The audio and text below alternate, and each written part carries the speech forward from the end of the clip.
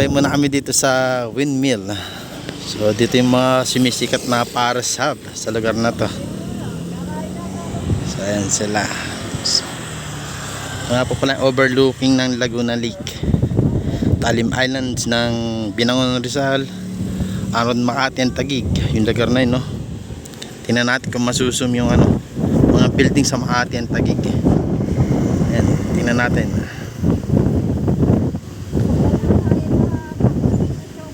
So ayan po sa ibabaw ng kabundukan, pero nasa kapatagan ng Makati and Taguig yung lugar na yan, o BGC. Yun.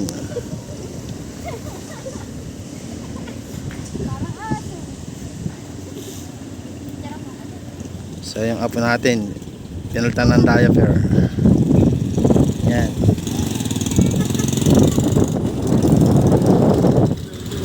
So sa gabi marami din pumapasyal dito kasi may mga kanin nga po dito.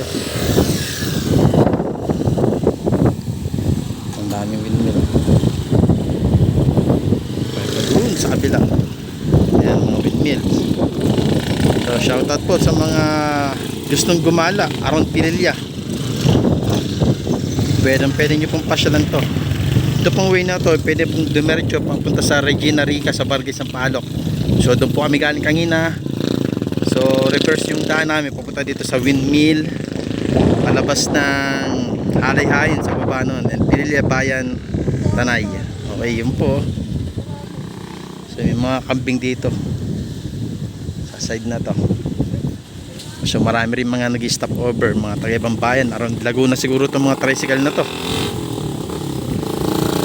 So nagpipicture din po sila dito sa isang magandang pasyalan dito po sa bayan ng Pililla, Rizal, windmill.